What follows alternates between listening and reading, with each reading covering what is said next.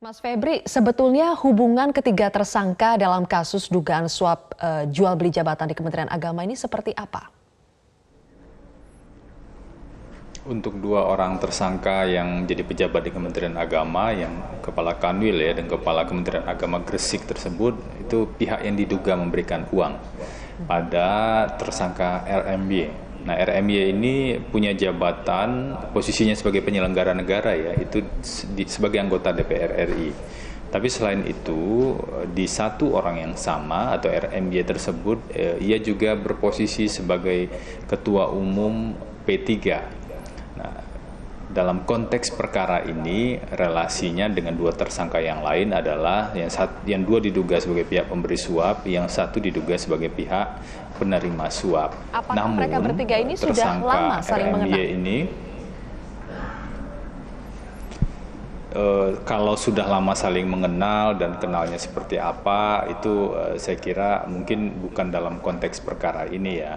Orang bisa saja kenal sudah lama, tapi kalau tidak melakukan perbuatan-perbuatan yang dilarang oleh aturan hukum itu kan lain hal. Tapi poin saya begini, ada dugaan pengurusan pengisian jabatan di Kementerian Agama tersebut itu diurus dengan cara salah satunya adalah memberikan uang pada RMY. Nah, dugaan ini yang kemarin kami temukan bukti-buktinya yang solid. Dan RMY itu diduga bekerja sama dengan pihak Kementerian Agama.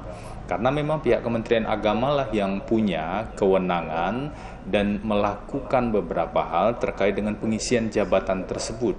Karena itulah di Jawa Timur hari ini kami periksa 12 orang saksi yang sebagian besar adalah unsur panitia seleksi.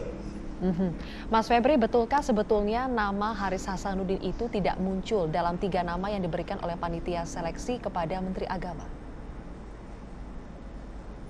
Ya, dalam proses penyelidikan kemarin kami mengidentifikasi hal tersebut.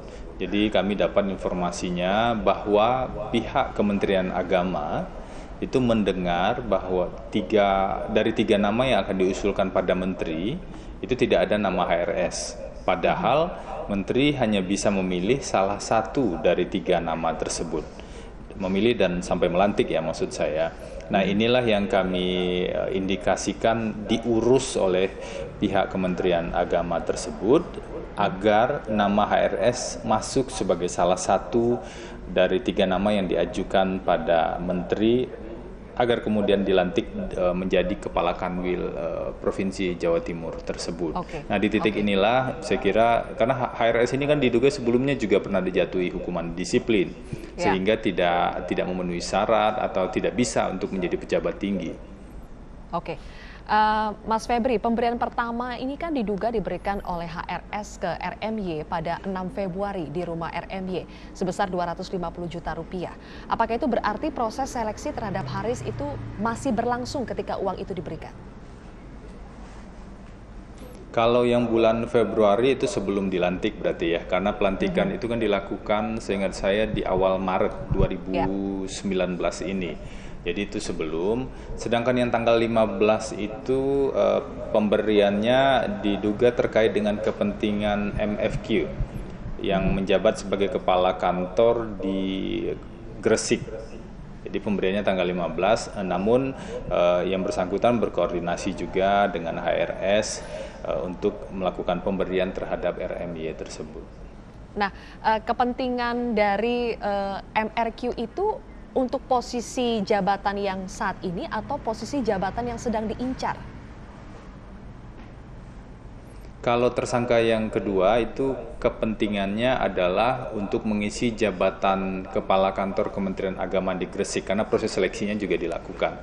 Meskipun proses seleksi untuk Kepala Kantor Keagamaan itu kan berbeda ya dengan proses seleksi Kepala Kantor Wilayah. Jadi kalau Kanwil itu di tingkat provinsi, kalau kepala kantor itu di tingkat kabupaten kota, nah, Kabupaten Gresik dalam hal ini. Nah, sedangkan HRS ini kan di tingkat provinsi di Jawa Timur. Nah, kalau kita lihat dari nilai suapnya kan berbeda juga. Untuk setingkat Kanwil yang sudah teridentifikasi dan ada bukti pendukungnya saat ini 250 juta. Sedangkan untuk tingkat kepala kantor itu 50 juta. Nanti tentu kami dalami lebih lanjut ya. Apakah memang hanya sejumlah itu untuk pemberiannya atau ada fakta-fakta yang lain? Oke, Mas Febri terakhir, menurut KPK bagaimana sebetulnya fenomena politik dagang pengaruh yang terjadi di Indonesia? Dalam konteks kasus ini, kalau kita perluas sebenarnya ada resiko yang cukup besar ya, kalau kekuatan-kekuatan partai politik atau orang-orang di partai politik lah minimal itu disalahgunakan untuk mempengaruhi kementerian-kementerian atau instansi. Itu sangat beresiko, ada atau tidak ada korupsi, itu sangat beresiko untuk pelaksanaan tugas kementerian-kementerian tersebut. Karena itu memang kita perlu berpikir secara lebih serius ke depan bagaimana mekanismenya dan apakah tepat misalnya jabatan-jabatan tertentu itu diisi dari afiliasi politiknya dan sejenisnya. Baik, terima kasih juru bicara KPK Mas Febri Diansyah telah bergabung bersama kami di Prime Time News.